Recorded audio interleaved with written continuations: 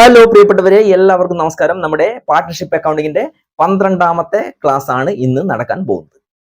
Okay, കഴിഞ്ഞ ക്ലാസ്സിൽ നമ്മൾ ആ ഒരു ചാപ്റ്റർ ശരിക്കും കംപ്ലീറ്റ് ചെയ്തിട്ടുണ്ട്. ഇന്ന് നമ്മളൊരു പുതിയ ചാപ്റ്റർ ആണ്. അതിന്റെ കഴിഞ്ഞ ക്ലാസ്സിന്റെ തുടർച്ച എന്നോണം തന്നെ ഉള്ള ഒരു പാഠമാണ് reconstitution of A partnership firm എന്നാണ് ഈ പാഠത്തിന്റെ പേര്. റീകോൺസ്റ്റിറ്റ്യൂട്ട് ചെയ്യാന്ന് പറഞ്ഞു കഴിഞ്ഞാൽ അടിമുടി മാറ്റങ്ങൾ വരുത്തുക, റീകൺസ്ട്രക്ട് ചെയ്യുക, പുനരുദ്ധാരണം നടത്തുക എന്നൊക്കെ നമുക്ക് അതിന്റെ മീനിങ് എടുക്കാം. ഓക്കെ, അപ്പോൾ ഈ റീകോൺസ്റ്റിറ്റ്യൂഷൻ എന്ന് പറഞ്ഞു കഴിഞ്ഞാൽ നിലവിലുള്ള പാർട്ട്ണർഷിപ്പിന് എന്തെങ്കിലും ചേഞ്ച് വരുമ്പോഴാണ് അതിനെ റീകോൺസ്റ്റിറ്റ്യൂഷൻ എന്ന് പറയുന്നത്. നിലവിലുള്ള പാർട്ട്ണർഷിപ്പ് ചേഞ്ച് വരിക എങ്ങനെയാ? ഇപ്പൊ നിലവിൽ രണ്ടുപേരും നടത്തിക്കൊണ്ടിരിക്കുന്ന ഒരു പാർട്ട്ണർഷിപ്പ് സ്ഥാപനമാണെന്ന് വിചാരിക്കുക. അപ്പോൾ അതിലേക്ക് മൂന്നാമതൊരാളും കൂടെ ബിസിനസ്സിലേക്ക് വരുമ്പോൾ അതൊരു റീകോൺസ്റ്റിറ്റ്യൂഷൻ ആണ്. നിലവിൽ നടന്നുകൊണ്ടിരിക്കുന്ന ഒരു പാർട്ട്ണർഷിപ്പിൽ നിന്ന് ഈ രണ്ടുപേരിൽ നിന്ന് അല്ലെങ്കിൽ 3 പേരുള്ള പാർട്ട്ണർഷിപ്പിൽ നിന്ന് ഒരു വ്യക്തി റിസൈൻ ചെയ്തു പോവുകയാണ്. സ്വാഭാവികമായിട്ടും അത് റീകോൺസ്റ്റിറ്റ്യൂഷൻ ആണ്, അല്ലെ? ഇനി നിലവിലുള്ള ഒരു ബിസിനസ് സ്ഥാപനത്തിൽ നിന്ന് ഒരു വ്യക്തി മരണപ്പെടുകയാണ്. അപ്പോൾ അതൊരു റീകോൺസ്റ്റിറ്റ്യൂഷൻ സിറ്റുവേഷൻ ആണ്. ഇങ്ങനെ വ്യത്യസ്തമായിട്ടുള്ള സിറ്റുവേഷൻസ് ഒരു പാർട്ട്ണർഷിപ്പ് ബിസിനസിന്റെ ഭാഗമായിട്ട് നമുക്ക് കാണേണ്ടി വരും. ഓക്കെ, അപ്പോൾ ഇങ്ങനെയുള്ള സിറ്റുവേഷൻസ് ഓരോന്നും നമ്മൾ ഓരോ ചാപ്റ്റർ ആയിട്ടാണ് ഇവിടെ പഠിക്കുന്നത്. ഇതിൽ നമ്മൾ റീകോൺസ്റ്റിറ്റ്യൂഷൻ എന്ന് പറഞ്ഞിട്ട് ഫസ്റ്റ് പഠിക്കുന്ന പാഠത്തിന്റെ പേര് അഡ്മിഷൻ ഓഫ് എ പാർട്ട്ണർ എന്നാണ്.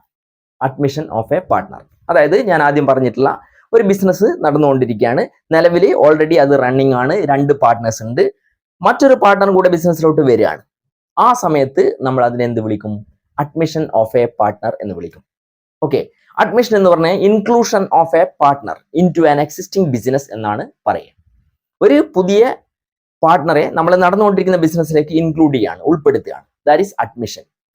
അപ്പോൾ സ്വാഭാവികമായിട്ടും നമുക്ക് ഒരുപാട് തരത്തിലുള്ള അക്കൗണ്ട്സുകൾ അവിടെ റീകോൺസ്റ്റിറ്റ്യൂട്ട് ചെയ്യേണ്ടതായിട്ട് വരും, പുതിയതായിട്ട് പലതും കണ്ടെത്തേണ്ടതായിട്ട് വരും, അല്ലെ? അങ്ങനെയൊക്കെയുള്ള സിറ്റുവേഷൻസ് വരും. ഇത്തരം സിറ്റുവേഷൻസ് ആണ് ഈ പാഠത്തിൽ നമ്മൾ പഠിക്കാൻ പോകുന്നത്. അപ്പൊ നിങ്ങൾ ആലോചിച്ച് നോക്ക്, ഒരു നടന്നുകൊണ്ടിരിക്കുന്ന ബിസിനസ്സിൽ ഒരു പുതിയ ആൾ വരുമ്പോൾ അദ്ദേഹം എന്ത് ചെയ്യുന്നുണ്ട്? ക്യാപിറ്റൽ കൊണ്ടുവരാം. നടന്നുകൊണ്ടിരിക്കുന്ന ഒരു ബിസിനസ് ആണ്, നിലവിൽ നന്നായിട്ട് റൺ ചെയ്യാണ്. അതിനെ ഒന്നും കൂടെ ഡെവലപ്പ് ചെയ്യാൻ വേണ്ടിയിട്ടാണ് ഈ പാർട്ട്ണർ ഉൾപ്പെടുത്തുന്നത് തന്നെ. ഓക്കെ, അപ്പൊ സ്വാഭാവികമായിട്ടും ഇതിനൊരു വാല്യൂ ഉണ്ടാവും. ഈ ബിസിനസ്സിന് നിലവിൽ ഒരു വാല്യൂ ഉണ്ടാവും. അതിനെ നമ്മൾ ഗുഡ്വിൽ എന്ന് വിളിക്കും.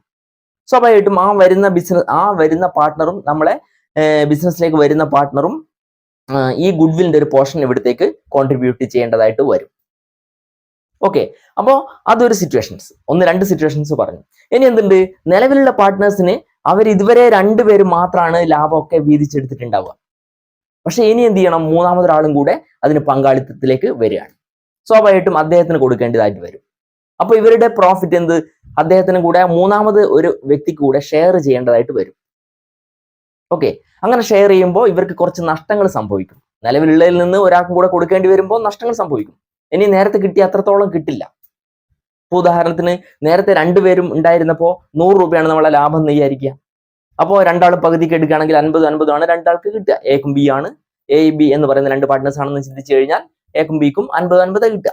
ഇനി മൂന്നാമതൊരു പാർട്ട്ണർ കൂടെ വന്നു കഴിഞ്ഞാൽ 50 കിട്ടില്ല. ഈക്വൽ ആയിട്ട് വീതിക്കുകയാണെങ്കിൽ 33 രൂപയും പൈസയെ ഒരാൾക്ക് കിട്ടുള്ളൂ. അപ്പൊ അവര് ഒരു ത്യാഗം സഹിക്കുന്നുണ്ട് വരുന്ന പാർട്ട്ണർക്ക് വേണ്ടിയിട്ട്. ഓക്കെ, ത്യജിക്കുകയാണ്. അതിന് നമ്മൾ സാക്രിഫൈസിങ് എന്ന് പറയും. Sacrificing, clear? അപ്പോൾ അങ്ങനെ സാക്രിഫൈസ് ചെയ്യുമ്പോൾ ആ സാക്രിഫൈസിങ് റേഷ്യോ നമുക്ക് കണ്ടുപിടിക്കേണ്ടതായിട്ടുണ്ട്. സ്വാഭാവികമായിട്ടും നിലവിലുള്ള റേഷ്യോ മാറിയിട്ട് പുതിയൊരു റേഷ്യോ വരും, ന്യൂ റേഷ്യോ എന്ന് പറയും. ന്യൂ റേഷ്യോ കണ്ടുപിടിക്കേണ്ടതായിട്ട് വരും. ഇങ്ങനെ ഒരുപാട് സിറ്റുവേഷൻസ് ഈ പാഠത്തിൽ നമുക്ക് ഹാൻഡിൽ ചെയ്യാൻ ഉണ്ട്. ക്ലിയർ? അപ്പൊ നമുക്ക് ഓരോന്നോരോന്നായിട്ട് ചെറുതായിട്ട് പരിശോധിക്കാം എങ്ങനെയാന്നുള്ളത്.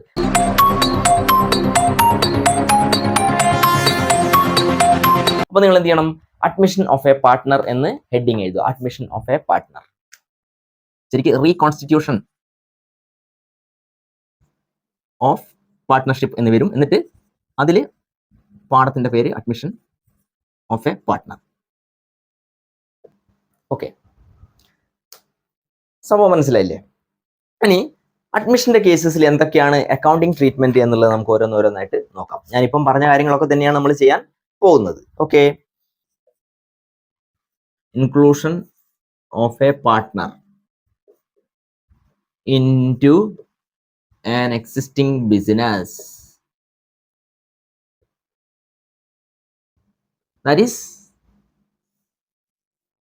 admission. Clear? അപ്പോൾ ഇത് ഓർമ്മിച്ച് വെക്കണം, അവിടെ നോട്ട് ചെയ്ത് വെച്ചോ. അക്കൗണ്ടിങ് ട്രീറ്റ്മെന്റ് എന്തൊക്കെയാണെന്ന് ചോദിച്ചു കഴിഞ്ഞാൽ നമുക്ക് ഒരുപാട് അക്കൗണ്ടിങ് ട്രീറ്റ്മെന്റ് ഉണ്ട്. വളരെ ഇമ്പോർട്ടന്റ് ആയിട്ടുള്ള കുറച്ച് കാര്യങ്ങളാണ് ഞാൻ ഇപ്പൊ സൂചിപ്പിച്ചത്. ഓക്കെ, അപ്പൊ അതില് capital of the new partner ഏറ്റവും ഇമ്പോർട്ടന്റ് ആയിട്ടുള്ള സാധനം അത് തന്നെയാണ്. ഒരു ന്യൂ പാർട്ട്ണർ ബിസിനസ്സിലോട്ട് വരുമ്പോൾ അദ്ദേഹത്തിന്റെ ക്യാപിറ്റലുമായിട്ട് ബന്ധപ്പെടുന്ന കാര്യങ്ങൾ. ഓക്കെ, അപ്പോൾ നമുക്കറിയാം ബിസിനസ് സ്റ്റാർട്ട് ചെയ്യുമ്പോൾ ഒരു വ്യക്തി അതിലേക്ക് ഫണ്ട് ഇറക്കുമ്പോൾ, ഇൻവെസ്റ്റ് ചെയ്യുമ്പോൾ, ഇൻട്രൊഡ്യൂസ് ചെയ്യുമ്പോൾ cash account debtor to capital, ആ പേഴ്സന്റെ പേര് ടു ക്യാപിറ്റൽ എന്ന് പറഞ്ഞിട്ടാണ് എഴുതുക. ഓക്കെ, സെയിം ജേണൽ എൻട്രി തന്നെയാണ് ഒരു പുതിയ പാർട്ട്ണർ ബിസിനസ്സിലോട്ട് വരുമ്പോഴും എഴുതേണ്ടത്. ആ പാർട്ട്ണർ ക്യാപിറ്റൽ കൊണ്ടുവരുന്നുണ്ടെങ്കിൽ cash account debtor to capital. ഇപ്പൊ രാജൻ എന്ന് പറയുന്ന ഒരു വ്യക്തിയാണ് ബിസിനസ്സിലോട്ട് വരുന്നതെന്ന് വിചാരിക്കാം, cash account debtor to Rajan capital. ഇനി ഈ രാജൻ എന്തെങ്കിലും അസറ്റ് ആയിട്ടാണ് ബിസിനസ്സിലേക്ക് ക്യാപിറ്റൽ കൊണ്ടുവരുന്നതെന്ന് വിചാരിക്കാം. അപ്പൊ കൊണ്ടുവരുന്ന അസറ്റിന്റെ പേര്, ഇപ്പം ബിൽഡിംഗ് ആണെങ്കിൽ ബിൽഡിംഗ് അക്കൗണ്ട് ഡെറ്റർ, സ്റ്റോക്ക് ആയിട്ടാണ് കൊണ്ടുവരുന്നത് stock account debtor. Okay, machinery account debtor. ആ കൊണ്ടുവരുന്ന എല്ലാത്തിനെയും നമുക്ക് ഡെബിറ്റ് ചെയ്യാം, എന്നിട്ട് ടു രാജൻ ക്യാപിറ്റൽ. ക്ലിയർ? ഇതാണ് journal entry, first journal entry. ഇനി ഈ വരുന്ന ആള് ഈ സ്ഥാപനം ഉണ്ടാക്കി വെച്ചിട്ടുള്ള ഗുഡ്വില്ലിന്റെ ഒരു പോർഷനും കൂടെ കോൺട്രിബ്യൂട്ട് ചെയ്യേണ്ടതായിട്ട് വരും. അപ്പൊ സ്വാഭാവികമായിട്ട് അതിനും ജേണൽ എൻട്രി ഉണ്ടാവും. ക്യാഷ് അക്കൗണ്ട് ഡെറ്റർ, ക്യാഷ് ആയിട്ടാണ് കൊണ്ടുവരിക അല്ലെ, to goodwill account, cash account debtor to goodwill account. ഇനി ഈ ഗുഡ്വില്ലിനെ നമുക്ക് എന്ത് ചെയ്യേണ്ടി വരും? ഓൾഡ് പാർട്ട്നേഴ്സിന് ഡിവൈഡ് ചെയ്ത് കൊടുക്കേണ്ടതായിട്ട് വരും. അവരുടെ ഓൾഡ് റേഷ്യോയിൽ അല്ലെങ്കിൽ സാക്രിഫൈസിങ് റേഷ്യോയിലാണ് സാധാരണ രീതിയിൽ ഡിവൈഡ് ചെയ്ത് കൊടുക്കുക. സാക്രിഫൈസിങ് റേഷ്യോ, അതായത് ഈ വരുന്ന ആൾക്ക് വേണ്ടിയിട്ട് അവരൊരു ത്യാഗം നടത്തിയിട്ടില്ലേ, ആ ത്യാഗത്തിന്റെ വിലയാണല്ലോ ഗുഡ്വിൽ എന്ന് പറയുന്നത്. ഓക്കെ, അപ്പോൾ ആ ത്യജിച്ചിട്ടുള്ള റേഷ്യോ, ഇവന് വേണ്ടിയിട്ട് കൊടുത്തിട്ടുള്ള ആ ഒരു പ്രോഫിറ്റ് അനുപാതത്തിൽ ഗുഡ്വിൽ നമുക്ക് എന്ത് ചെയ്യുന്നു, വീതിച്ചിട്ട് ഇവർക്ക് എടുക്കാൻ പറ്റും. അപ്പോൾ ഒന്നാമത്തെ ജേണൽ എൻട്രി ഇങ്ങനെയാണ്, cash account debtor to new partner goodwill account. ഇതാണ് എൻട്രി വരിക. ഓക്കെ, ഇനി ഈ ഗുഡ്വിൽ നമുക്ക് ഓൾഡ് പാർട്ട്നേഴ്സിൻ്റെക്ക് മാറ്റി കൊടുക്കണം. അപ്പോൾ ഡെബിറ്റ് ഉള്ളത് നേരെ തിരിച്ചാവും. ഗുഡ്വില്ലിനെ നമുക്ക് പ്രീമിയം എന്നും പറയും കേട്ടോ, premium account debtor, goodwill account debtor to old partners account. രണ്ടാൾക്കാരുണ്ടെങ്കിൽ ടു ഒന്നാമത്തെ ആളെ പേര് ടു രണ്ടാമത്തെ ആളെ പേര്. എ ബി ആണെങ്കിൽ to A capital account to B capital account. Capital കൂടി വരണം എന്നുള്ള അർത്ഥത്തിലാണ് ക്യാപിറ്റലിനെ ക്രെഡിറ്റ് ചെയ്യുന്നത്. ഇവിടെ നമുക്ക് കിട്ടി എന്ന് പറഞ്ഞിട്ട് ക്രെഡിറ്റ് ചെയ്ത സാധനത്തിനെ അത് നേരെ എന്ത് ചെയ്യുന്നത്, ഡെബിറ്റ് ചെയ്യുമ്പോൾ അത് ഇല്ലാണ്ടാവും. പിന്നെ ആ പൈസ എങ്ങോട്ട് പോയി, ക്യാപിറ്റൽ എന്ന് പറയുന്ന അക്കൗണ്ടിലോട്ട് പോയി. ക്ലിയർ? ഇങ്ങനെയാണ് വരിക. ഇനി ഫസ്റ്റ് എൻട്രി ഞാൻ പറഞ്ഞത് നിങ്ങൾക്ക് അറിയാം, എന്ത്, ബിസിനസ്സിലേക്ക് ക്യാഷ് കൊണ്ടുവരുമ്പോൾ cash account debtor to Rajan capital. New partner എന്ന് പറയുന്ന വ്യക്തി രാജനാണെങ്കിൽ ഇതായിരിക്കും അതിന്റെ എൻട്രി വരിക. ഓക്കെ, അപ്പൊ ഇങ്ങനെയാണ് ഏറ്റവും ഇമ്പോർട്ടന്റ് ആയിട്ടുള്ള 3 ജേണൽ എൻട്രി നമ്മൾ എഴുതി കാണിക്കേണ്ടത്. Cash account debtor to Rajan capital, new partner കൊണ്ടുവരുന്നു. ഇപ്പൊ എന്താ നറേഷൻ വരിക? New partner bring capital. Okay, asset ആയിട്ടാണെങ്കിൽ asset account debtor to Rajan capital. Okay, ഇനി എന്ത് ചെയ്യുന്നുണ്ട്, ഗുഡ്വിൽ കൊണ്ടുവരാണ്, cash account debtor to goodwill. അതിനെ നമുക്ക് ഓൾഡ് പാർട്ട്നേഴ്സിന്റെ അക്കൗണ്ടിലേക്ക് സാക്രിഫൈസിങ് റേഷ്യോയിൽ ഡിവൈഡ് ചെയ്യണം. Goodwill account debtor to old partners capital account. 3 journal entry ആണ് ഇമ്പോർട്ടന്റ് ആയിട്ട് നമുക്ക് എഴുതേണ്ടി വരിക ഫസ്റ്റ് തന്നെ. ക്ലിയർ? ശരി, ഇവിടെ നോക്ക് നിങ്ങൾ, സാക്രിഫൈസിങ് റേഷ്യോ എന്ന് പറയുന്ന ഒരു സാധനത്തിനെ കുറിച്ച് ഞാൻ ഇപ്പൊ സൂചിപ്പിച്ചിട്ടേ ഉള്ളൂ. സാക്രിഫൈസിങ് റേഷ്യോ അതായത് നമ്മുടെ ബിസിനസ്സിലേക്ക് ന്യൂ പാർട്ട്ണർ വരുന്നതിന്റെ ഭാഗമായിട്ട് അദ്ദേഹത്തിനും കൂടെ ഇനി നമ്മളുടെ ലാഭത്തിന്റെ ഒരു വിഹിതം കൊടുക്കേണ്ടതായിട്ട് വരും. അങ്ങനെ ലാഭത്തിന്റെ വിഹിതം കൊടുക്കേണ്ടതായിട്ട് വരുമ്പോൾ നമ്മൾ അദ്ദേഹത്തിന് വേണ്ടിയിട്ട് ഒരു ത്യാഗം ചെയ്യേണ്ടതായിട്ട് വരും. ആ ത്യാഗത്തിനെയാണ് സാക്രിഫൈസ് എന്ന് പറയുന്നത്. അപ്പൊ ആ ത്യാഗത്തിന്റെ ഭാഗമായിട്ട് നമ്മൾ എത്ര രൂപ കൊടുക്കണം? അത് നമുക്ക് നേരത്തെ ഒക്കെ കിട്ടിയ പ്രോഫിറ്റിന്റെ എത്ര ഭാഗമായിരുന്നു, എത്ര പെർസെന്റേജ് ആയിരുന്നു? അതാണ് ഇവിടെ സാക്രിഫൈസിങ് റേഷ്യോ എന്നൊക്കെ കൊണ്ട് ഉദ്ദേശിക്കുന്നത്. റേഷ്യോ, അനുപാതം. ഓക്കെ, ഞാൻ നേരത്തെ സ്റ്റാർട്ടിങ്ങിൽ തന്നെ ഒരു ഉദാഹരണം പറഞ്ഞല്ലോ. 100 രൂപ ലാഭം കിട്ടിക്കഴിഞ്ഞാൽ ഇത്രയും നാളായിരുന്നെങ്കിൽ ആ 2 പേരാണ് പാർട്ട്നേഴ്സ് എങ്കിൽ 2 പേരും പകുതി എടുക്കുന്നു. 50 റുപ്യ 50 റുപ്യ. പക്ഷെ മൂന്നാമതൊരാളും കൂടി വരുമ്പോൾ ഇനി 50 റുപ്യ അവർക്ക് 2 പേർക്കും കിട്ടില്ല. കാരണം മൂന്നാമതാൾ വരുമ്പോഴത്തേക്ക് ആ 100 രൂപയെ 50 കൊണ്ട് 3 കൊണ്ട് ഹരിക്കുമ്പോൾ 33 റുപ്യയും പൈസയാണ് ഒരാൾക്ക് കിട്ടുക. ഓക്കെ, അപ്പോൾ അങ്ങനെ 33 രൂപയെ കിട്ടുള്ളൂ. അപ്പോൾ സ്വാഭാവികമായിട്ടും അവിടെ 33 50 അതിന്റെ ഇടയിലുള്ള ഒരു പൈസ ഇവർക്ക് മിസ്സായിട്ടുണ്ട് അല്ലെ. എത്രയാ? ഏകദേശം ഒരു 17 രൂപയോളം. ആ പൈസ എന്ന് പറയുന്നത് എത്ര പെർസെൻറ്റേജ് ആണ്? ദാറ്റ് ഈസ് ആ റേഷ്യോ. ക്ലിയർ? അപ്പൊ നമുക്ക് നോക്കാം, അധികം ഞാൻ അതിനെപ്പറ്റി പറയുന്നില്ല. സാക്രിഫൈസിങ് റേഷ്യോ നമുക്ക് കണ്ടുപിടിക്കുന്നത് അതിന്റെ ഇക്വേഷൻ ആണ് old ratio minus new ratio. അതായത് ഈ ന്യൂ പാർട്ട്ണർ വരുന്നതിന്റെ മുന്നേ ഉള്ള ഇവരുടെ ലാഭവിഹിതം ഉണ്ടല്ലോ, അത് എത്രത്തോളമാണ് രണ്ടാളും എടുത്തത് എന്നുള്ളതിനാണ് ന്യൂ റേഷ്യോ എന്ന് പറയുന്നത്. മൊത്തം കിട്ടിയ ലാഭത്തിന് എത്ര പെർസെന്റേജ് വെച്ചിട്ടാണ് അവരെടുത്തത്, that is old ratio. Okay, ഇനി ഈ പുതിയ വ്യക്തിയും കൂടെ ബിസിനസ്സിലോട്ട് വന്നതിന് ശേഷം ഇവർക്ക് എത്രയാണ് ഇവരുടെ റേഷ്യോ, ലാഭം കിട്ടിക്കഴിഞ്ഞാൽ എത്ര പെർസെന്റേജ് ആണ് ഇവർക്ക് കിട്ടുക എന്നുള്ളതാണ് ന്യൂ റേഷ്യോ. ആദ്യം ഉള്ളത് എത്രയാണെന്ന് എഴുതുക, ഇപ്പൊ എത്രയാണെന്ന് എഴുതുക. അപ്പൊ സ്വാഭാവികമായിട്ട് അത് തമ്മിലുള്ള വ്യത്യാസമായിരിക്കുമല്ലോ ഇവര് ത്യാഗം ചെയ്ത് മറ്റവന് വേണ്ടി കൊടുത്തത്, സാക്രിഫൈസ് ചെയ്ത്. That is sacrificing ratio. Clear? അപ്പോ sacrificing ratio is equal to old ratio minus new ratio. അപ്പൊ സാക്രിഫൈസിങ് റേഷ്യോനെ ജസ്റ്റ് ഒന്നും കൂടെ നമുക്ക് നന്നായിട്ട് പറയുകയാണെങ്കിൽ ഇങ്ങനെ പറയാം: the ratio in which the old partners have agreed to sacrifice their share of profit in favor of the incoming partner is called sacrificing ratio. Okay, ഒരു പുതിയ പാർട്ട്ണർ വരുന്നു, അപ്പൊ അവന്റെ ഫേവറിന് വേണ്ടിയിട്ട് അദ്ദേഹത്തിന് വേണ്ടിയിട്ട് ഓൾഡ് പാർട്ട്നേഴ്സ് എത്രയാണോ അദ്ദേഹത്തിന് വേണ്ടിയിട്ട് ത്യാഗം ചെയ്യാൻ അഗ്രി ചെയ്തത്, സമ്മതിച്ചത്, ആ പൈസയാണ്, ആ ഒരു പ്രോഫിറ്റിന്റെ പോർഷനെയാണ് നമ്മൾ സാക്രിഫൈസ് എന്ന് പറയുന്നത്, സാക്രിഫൈസിങ് റേഷ്യോ എന്ന് പറയുന്നത്. ക്ലിയർ? അപ്പൊ അതും കൂടെ നന്നായിട്ട് എഴുതി വെച്ച് കഴിഞ്ഞാൽ കൃത്യമായിട്ട് നമുക്ക് മനസ്സിലാവും. ഓക്കെ, അത് ക്ലിയർ ആയല്ലോ? ഡൗട്ട് ഒന്നും ഇല്ലല്ലോ? അത് എഴുതിയെടുക്കാം. ക്ലിയർ? ഇനി നമുക്ക് ഒരു സംഗതി, ഓൾഡ് റേഷ്യോ ന്യൂ റേഷ്യോ തന്നു കഴിഞ്ഞാൽ എങ്ങനെ സാക്രിഫൈസിങ് റേഷ്യോ കണ്ടുപിടിക്കാം. ഇനി ന്യൂ റേഷ്യോ തന്നിട്ടില്ലെങ്കിൽ തന്നിരിക്കുന്ന ഡീറ്റെയിൽസ് നമുക്ക് എങ്ങനെ ന്യൂ റേഷ്യോ കണ്ടുപിടിക്കാം, ഇങ്ങനെയുള്ള ചെറിയ ചെറിയ കണക്കുകൾ ചെയ്ത് നോക്കാം. ഓക്കെ, ശരി, നോക്ക്, ഞാനിവിടെ ഒരു ക്വസ്റ്റൻ എഴുതിയിട്ടുണ്ട്. A and B are partners in a firm. Okay, ഞാൻ കംപ്ലീറ്റ് അങ്ങനെ എഴുതിയിട്ടില്ല, ജസ്റ്റ് മനസ്സിലാവുന്ന രൂപത്തിൽ ഷോർട്ട് ആയിട്ട് എഴുതിയാണ്. അവരുടെ പ്രോഫിറ്റ് ഷെയറിംഗ് റേഷ്യോ 3:2 ആണ്. ഓക്കെ, 3:2 എന്ന് പറഞ്ഞു കഴിഞ്ഞാൽ മൊത്തം 3 2 5, 5ൽ 3 ഭാഗം എയും 5ൽ 2 ഭാഗം ബിയും എടുക്കും. അതായത് 5 രൂപ പ്രോഫിറ്റ് കിട്ടിക്കഴിഞ്ഞാൽ ആ 5ൽ 3 ഭാഗം 3 രൂപ ആർക്കാണ്? എക്കാണ്. ബാക്കിയുള്ള 2 രൂപ ബിക്കാണ് എന്നാണ് അതിന്റെ മീനിങ്. ഇനി സി എന്ന് പറയുന്ന ഒരു വ്യക്തിയാണ് ബിസിനസ്സിലേക്ക് പുതുതായിട്ട് അഡ്മിറ്റ് ചെയ്യപ്പെടുന്നത്. അദ്ദേഹത്തിന് നമ്മൾ ഇനി എത്രയാണ് കൊടുക്കുന്നത്? എത്രയാണോ നമ്മളെ പ്രോഫിറ്റ് അതിന് 6 ഭാഗമാക്കിയിട്ട് ആ 6ൽ 1 ഭാഗം അദ്ദേഹത്തിന് കൊടുക്കണം എന്നാണ് അവിടെ പറയുന്നത്. ഓക്കെ, അപ്പോ 3:2 1/6 അല്ലെങ്കിൽ 6ൽ 1 അല്ലെ. ഇനി ഇങ്ങനെയാകുമ്പോൾ ന്യൂ പ്രോഫിറ്റ് ഷെയറിംഗ് റേഷ്യോയും അതുപോലെ സാക്രിഫൈസിങ് റേഷ്യോയും കണ്ടുപിടിക്കാനാണ് നമ്മളോട് പറയുന്നത്. ഇവിടെ ന്യൂ തന്നിട്ടില്ല, അതുപോലെ സാക്രിഫൈസും നമുക്ക് തന്നിട്ടില്ല, അത് നമുക്ക് കണ്ടുപിടിക്കാം. ഓക്കെ, അപ്പോ ഇവിടെ നിങ്ങളൊരു കാര്യം ചെയ്യേ, 3:2 അല്ലെ. അപ്പോ അവരുടെ ഓൾഡ് റേഷ്യോ ആണ്. ഇനി 1/6 ഷെയർ ഓഫ് പ്രോഫിറ്റ്, ഈ ചങ്ങായി വന്നതിന് ശേഷം ഓന് കൊടുക്കേണ്ടി എത്രയാ? 1/6 അല്ലേ. അതായത് എത്ര ലാഭം കിട്ടിക്കഴിഞ്ഞാൽ അതിൽ 6ൽ 1 ഭാഗം മറ്റ് ഈ വരുന്ന സിക്ക് കൊടുക്കണം എന്നാണ് അതിന്റെ മീനിങ്.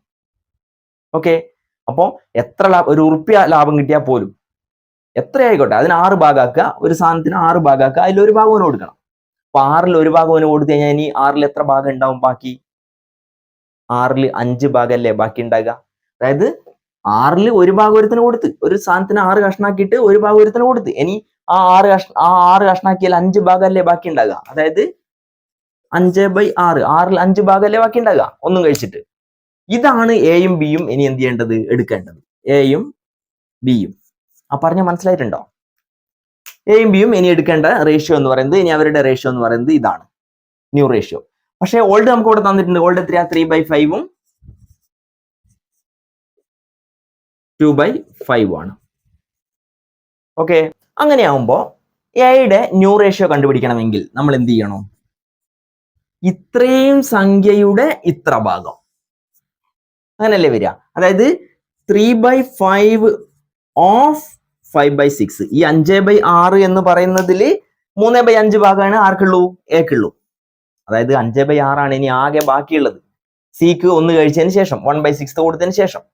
ഓക്കെ, അപ്പൊ ആ 5/6ൽ 3/5 ആണ് ആരുടേത്? എക്ക് കിട്ടുക. അപ്പൊ ഇങ്ങനെ ഓഫ് എന്ന് വന്നു കഴിഞ്ഞാൽ 3/5 ഇൻറ്റു 5/6 ഇങ്ങനെയാണ് വരിക. ഭിന്നസംഖ്യകൾ ഗുണിക്കേണ്ടതായിട്ട് വരുമ്പോൾ നേരെ എന്ത് ചെയ്യുക? അതങ്ങ് ഗുണിച്ചേക്കുക അല്ലെ. 3×5 15 ഡിവൈഡ് ബൈ 6×5 30.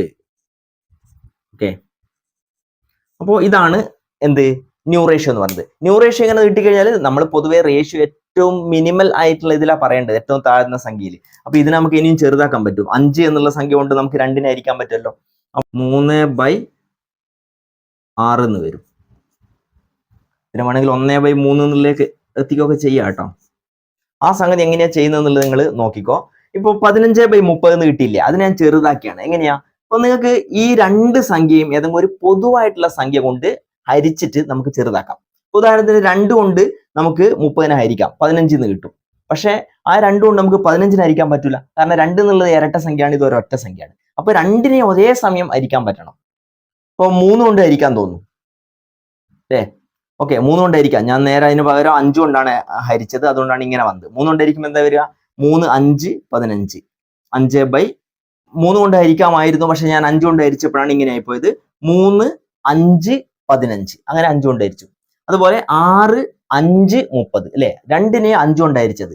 ഏറ്റവും ചുരുക്ക സംഖ്യയിലേക്ക് മാറ്റാൻ വേണ്ടിയിട്ട് നമ്മൾ 5 കൊണ്ട് ഹരിച്ചു, ഇങ്ങനെയാക്കി.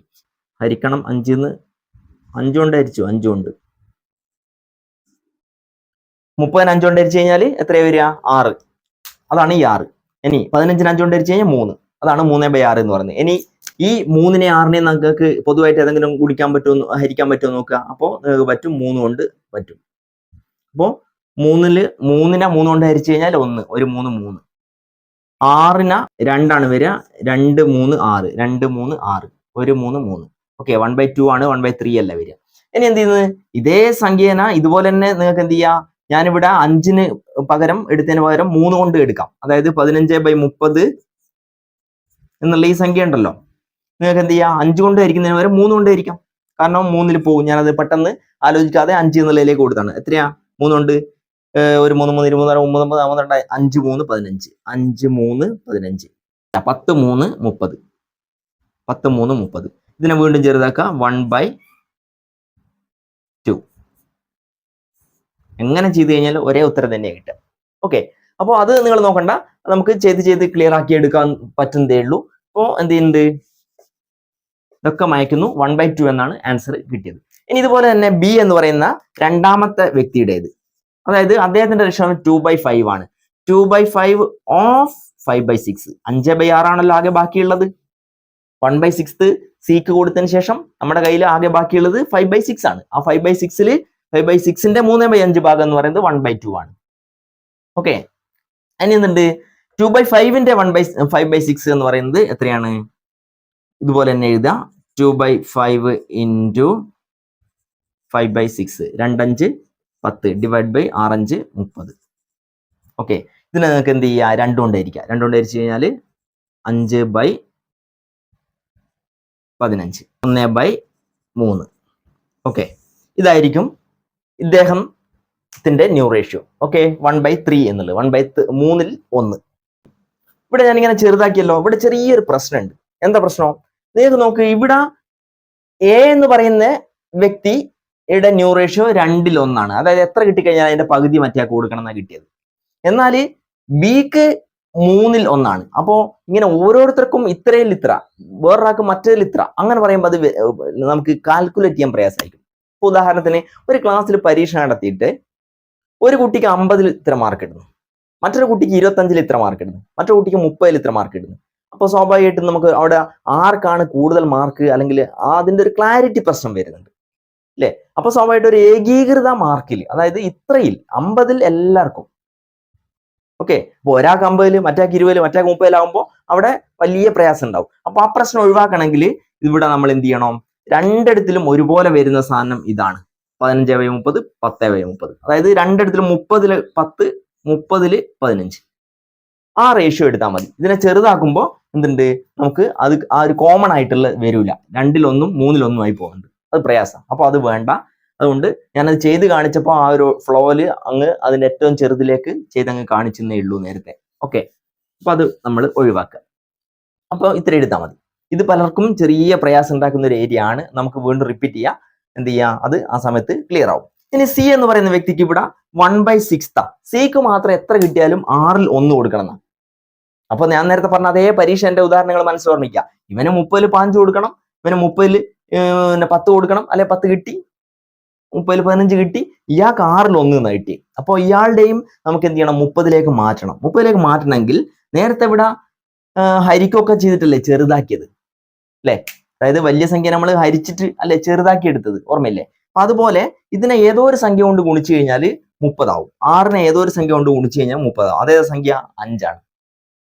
അത് നമ്മളെ മനസ്സിൽ നിന്ന് കണ്ടുപിടിക്കേണ്ട സംഗതിയാണ് കേട്ടോ. അതൊന്നും പ്രത്യേകിച്ച് പഠിച്ചെടുക്കാൻ പറ്റില്ല. അതായത് ഗുണനപ്പട്ടിക മനസ്സിൽ അറിയാമെങ്കിൽ ചെല്ലി നോക്കിയാൽ കിട്ടും. 6 5 30. അതേ 5 കൊണ്ട് തന്നെ ഒന്നിനെയും ഗുണിക്കണം. 1 5 5. അപ്പൊ ഇങ്ങനെയാണ്. അപ്പോ നിങ്ങൾക്ക് പ്രോഫിറ്റ് കിട്ടിക്കഴിഞ്ഞാൽ അല്ലേ, അതിനെ 5/30 കൊണ്ട് ഹരിച്ചു കഴിഞ്ഞാൽ 5/30 കൊണ്ട് ഗുണിച്ചു കഴിഞ്ഞാൽ മൾട്ടിപ്ലൈ ചെയ്ത് കഴിഞ്ഞാൽ സിക്ക് കൊടുക്കേണ്ട പോർഷൻ എത്രയാണെന്ന് കിട്ടും. നിങ്ങൾക്കൊരു പ്രോഫിറ്റ് കിട്ടിക്കഴിഞ്ഞാൽ ഇനി എന്നിട്ട് എക്ക് എത്ര കിട്ടും എന്ന് അറിയണമെങ്കിൽ അതിനെ 15/30 കൊണ്ട് മൾട്ടിപ്ലൈ കഴിഞ്ഞാൽ അതിന്റെ ആൻസർ കിട്ടും. അയാൾക്ക് കൊടുക്കേണ്ട പൈസ കിട്ടും. ക്ലിയർ?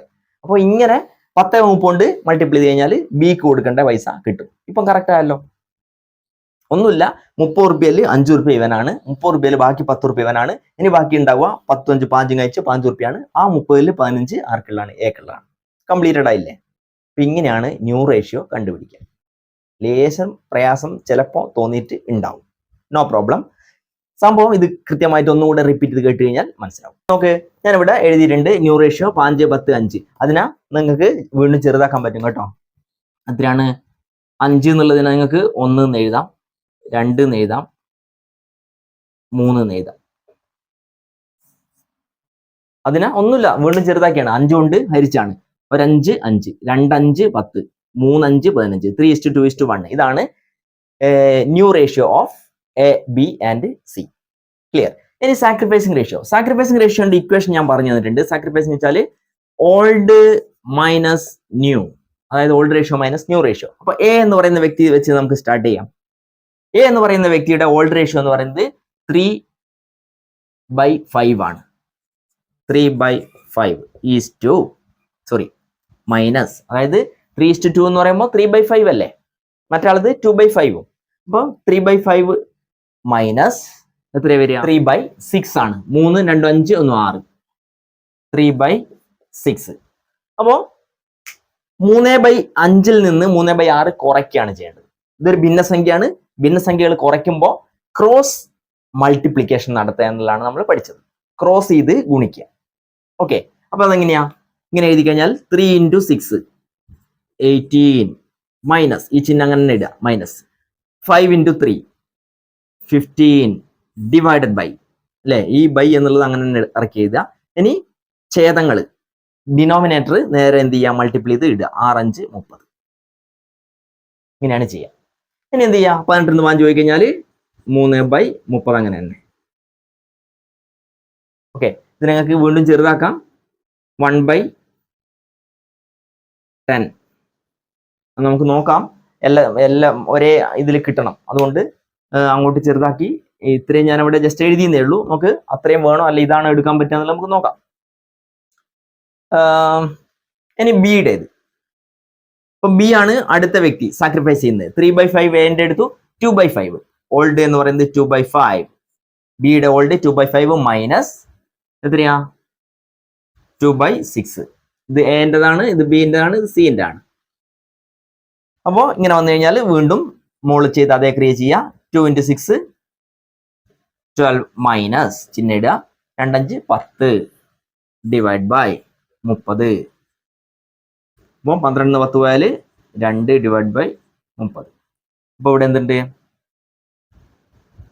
1 ആയിരിക്കണം, 15 എന്നാവും. അപ്പൊ അതിലേക്ക് പോകണ്ട, ഇവിടെ വെച്ച് നമുക്ക് സ്റ്റോപ്പ് ചെയ്യാം.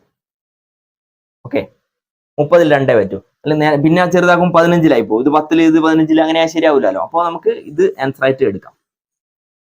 എത്ര? 3:2 എന്നുള്ളത്. 3:2 is the sacrificing ratio of A and B. Okay, ഇവിടെ നിങ്ങൾ എന്താ മനസ്സിലാക്കേണ്ടത്? ഓൾഡ് റേഷ്യോ അവർ എടുത്തിരുന്നത് 3:2 തന്നെയാണ്, അല്ലെ? നോക്ക്, 3:2 തന്നെയാണ് അവരുടെ ഓൾഡ് റേഷ്യോ. റിലേറ്റീവ് പ്രൊപ്പോർഷൻ അവിടെ മാറുന്നില്ല. 3:2 അതേ 3:2 തന്നെയാണ് എന്തുണ്ട് അവര് സഹിച്ചിട്ടുള്ളത്, സാക്രിഫൈസ് ചെയ്തിട്ടുള്ളത്. പക്ഷെ ഇപ്പോഴും എന്തുണ്ട്?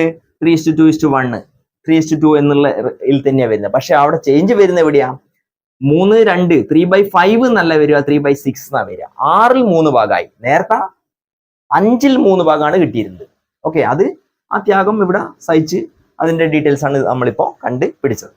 അപ്പൊ ഇങ്ങനെയാണ് ഇത് ചെയ്യുക. ഇത് കൃത്യമായിട്ട് മനസ്സിലായിട്ടുണ്ടെന്ന് വിചാരിക്കുന്നത്. കൃത്യമായിട്ട് വർക്ക്ഔട്ട് ചെയ്ത് നോക്കുക. ഒന്നുമില്ല, വെരി വെരി സിമ്പിൾ. അങ്ങനെയാകുമ്പോൾ നമുക്ക് അടുത്ത കണക്കുമായിട്ട് നെക്സ്റ്റ് ക്ലാസ്സിൽ കാണുന്നവരെ എല്ലാവർക്കും ബൈ.